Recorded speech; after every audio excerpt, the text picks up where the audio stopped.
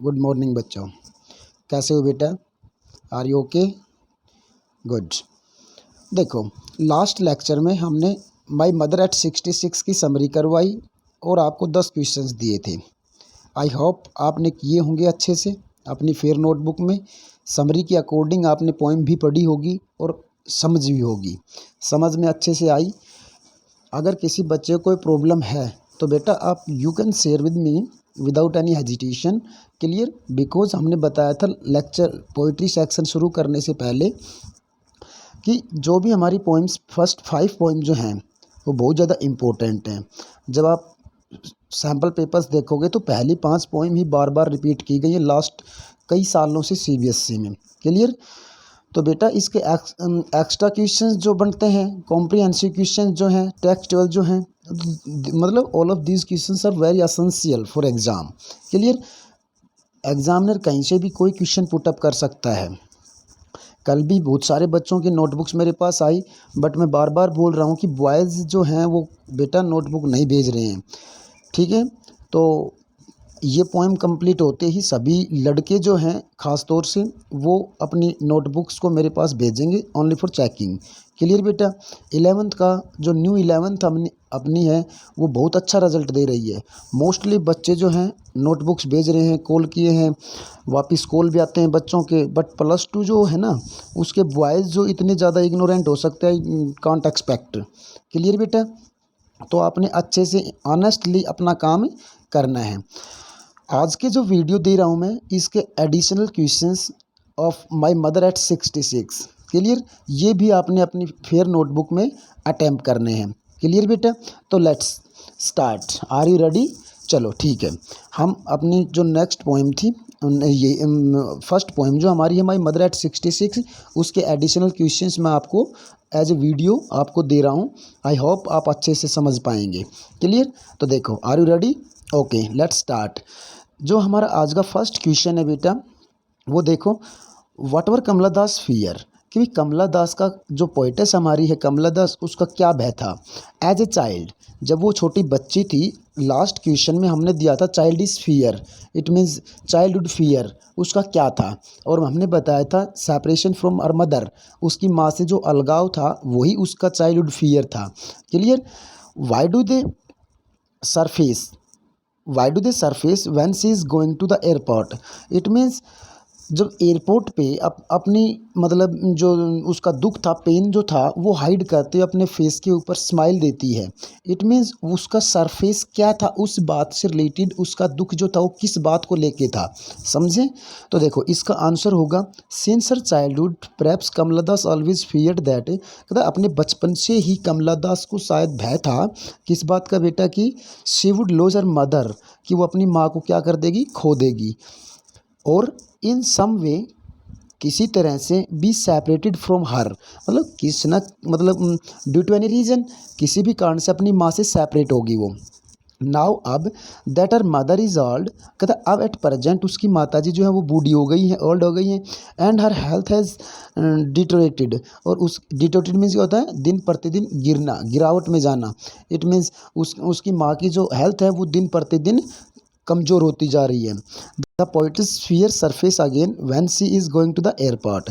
It means जब दोबारा से एयरपोर्ट पे अपनी माँ से सेपरेट हो रही है उस वक्त भी दोबारा से उसी भय को, अपने चाइल्डिश फियर को दोबारा से वो फील करती है।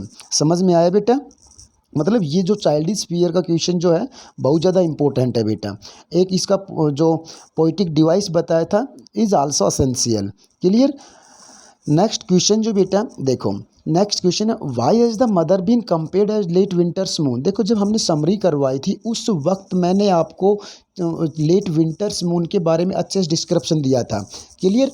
आपने पोइम्स को पढ़ा होगा, उसमें भी ये लाइंस बिल्कुल अच्छे से स्पष्ट की गई हैं। क्लियर? तो देखो द मदर लुक्ड पेल, दुबली पतली दिखाई दी। एंड एसन मीन्स क्या बताया था, as a dead body, face like a corpse mean dead body, ashen means as राख जो कि ग्रे कलर, बिल्कुल बॉडी का उसका फेस का grey colour, face like a carps, और उसका चेहरा जो था ना माता जी का, कमला दास की माँ का, वो क्या था, बिल्कुल as a dead yellow colour का था, निरस था, डल था।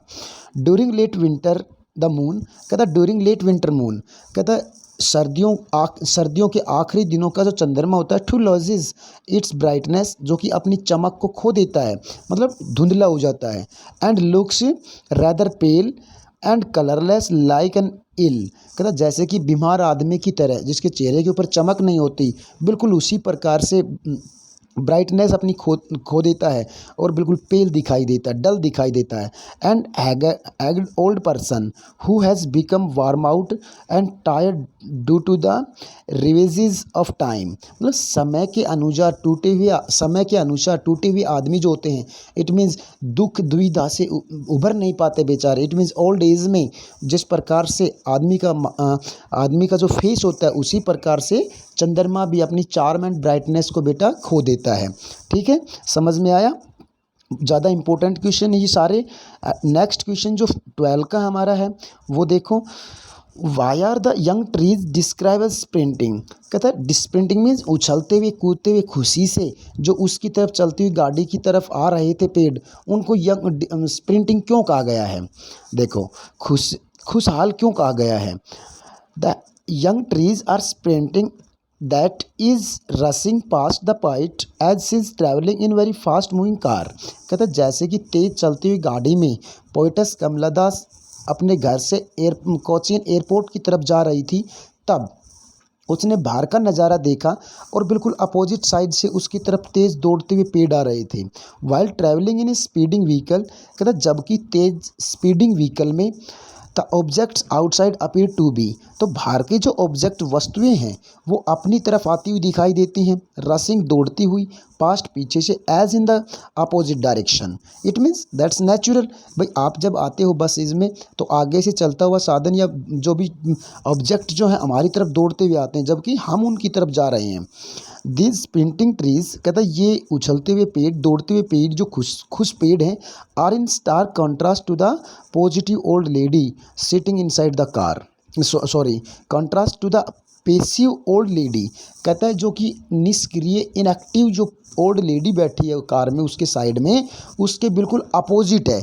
इट मीन्स उसका चेहरा डल था, बेचारी एज ए मेडिटेशन सिचुएशन में थी, मुंह जो था खुला था, एज ए कार्प्स डल था, और बाहर के जो ऑब्जेक्ट थे बड़े खुश दिखाई दे रहे थे पोइटेस कमला दास को। क्लियर, समझ में आया बेटा? आई होप आपको अच्छे समझ में आए होंगे। अगला जो क्वेश्चन हमारा है बेटा वो क्या है? What were the poets feeling, कहता है कमला दास की जो पोइट जो हमारे हैं कमला दास जो है उसकी फीलिंग्स क्या थी एट द एयरपोर्ट पे। How did she hide them, कहता अपनी फीलिंग्स को किस प्रकार से उन्होंने क्या किया बेटा, हाइड किया, छुपाया। इट मीन्स देखो वही बात बार बार रिपीट हो रही है। इट मीन्स भाई वो दुख महसूस कर रही थी माँ से सेपरेशन का, बट उसने अपने उस पेन को तो हाइड किया और अपने चेहरे पे क्या किया, मुस्कुराहट, स्माइल किया था। ऐसा क्यों? एट द एयरपोर्ट, कहता एयरपोर्ट पे the poet Kamala Das feels fearful of leaving her pale ageing mother alone and unattended, कहता अपनी माँ को बिल्कुल अकेली और अनअटेंडेड, बिना मतलब ज़्यादा उसके साथ रहे बगैर उसको छोड़ के जा रही थी।